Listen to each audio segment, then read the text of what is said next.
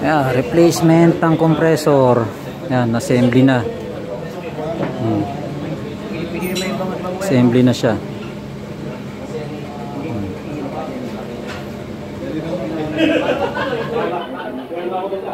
Compressor replacement. Ayan, ng split type. Tapos yan replacement din ng electronics ng indoor universal. Wala na kasi yung original nito, sira na eh. Ayan.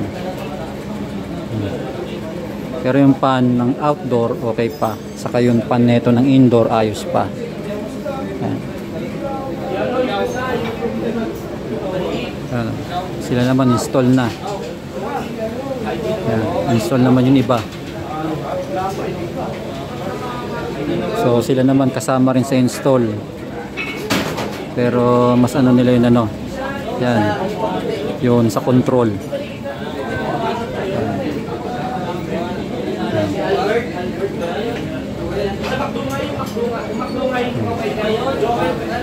Dalawa yung sinahawan ko parehas. Isa pa na may experience yung kanila ng ano. Kumirari ng ay ba yun? Buksan na muna yan, Tasha, mag-purge.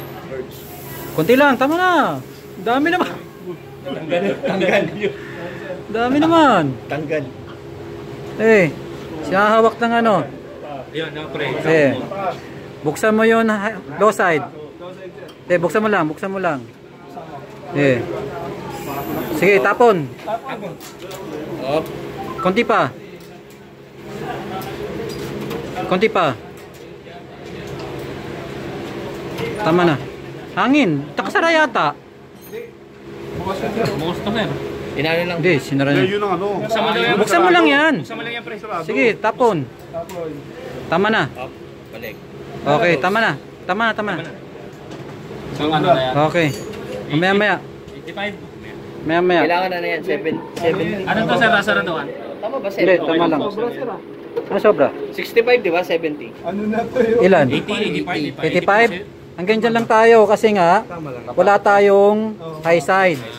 So pagka split type, Hindi, natural yan, pre. nagpapawis talaga yan. Natural yan.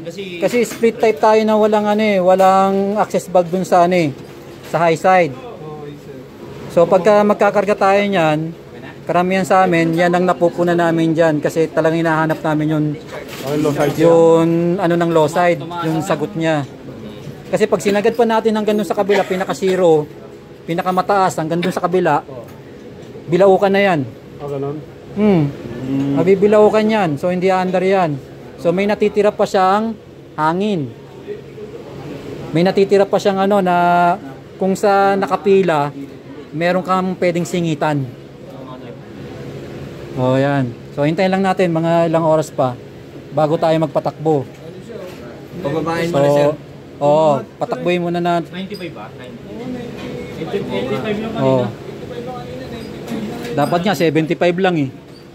So 95 na siya, sir. Okay lang yan, sir. Okay lang yan. Okay lang daw. Kasi pag tumakbo yan, dapat nasa 65 lang siya o 75. So, tingnan lang natin ha.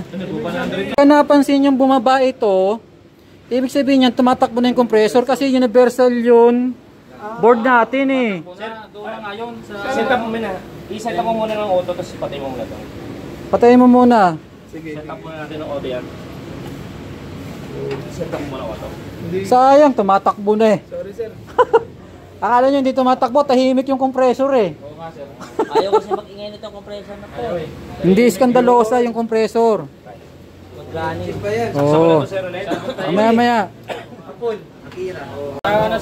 Pagka bumaba yan, gumana to, bumaba, tumatakbo yung compressor, gumagana na. Magdadagdag ngayon, sir. So hintayin lang natin ng 5 o 3 minutes na mag-circulate yung buong preyon niya sa loob. Pwede ka magdagdag niyan, sir, kahit tamasdan no? Kasi Kaya lang hindi ka muna magdadagdag niyan. Ang SOP talaga ng technician dyan, kung talagang marunong ka, hintay ka muna ng mga 3 to 5 minutes na umangat siya kasi yung preyon niya, nag-circulate yan, yung compressor niya, iinit pa yan. Ngayon, yung preyon na nilagay mo dyan na malamig, papainitin pa yon, gagawa siya ng vapor. Pag gumawa siya ng vapor, yung vapor na nilagay mo rin dyan sa ka-liquid, lulutuin ngayon yung liquid, mag-a-add pa siya ng vapor. Ngayon naangat pa yan.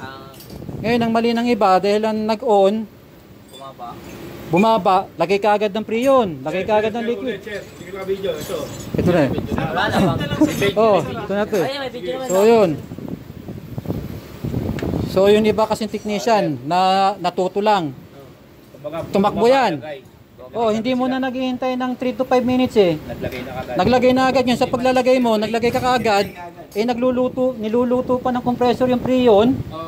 Ngayon mangyayari niyan, susobra ka. Pagka sumobra ka, lalo na yan, wala tayong discharge. O, saan ka ngayon maglalabas? Pag walang discharge, ganun ang technique lang yan, maghintay ka muna. Pag may discharge siya, Pagka may discharge, sige, maglagay ka, bahala ka. Pero yung Freon mo, sayang. So ayan, hintay tayo na umangat siya ng konti. Pag umangat siya ng konti, 1 guhit o 2 guhit, saka ka maglagay ngayon. Hintay lang tayo mga 3 to 5. In case nga nangyari siya. O ayan, mainit na nga to. Mainit na ng konti. Ito medyo may lamig siyang konti. So, hindi siya ano. Tutulo. Walang rain. Ito, nagpapawis. Malamig. Walang rain eh, no?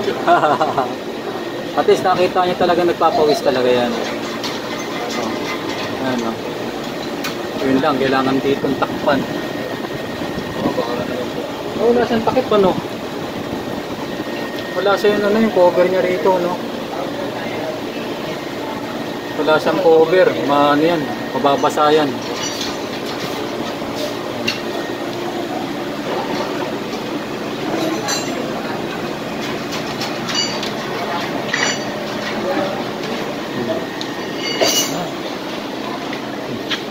Ayan na.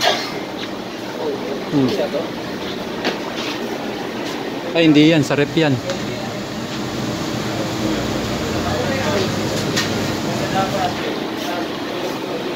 Basta't huwag lang siya mababasa.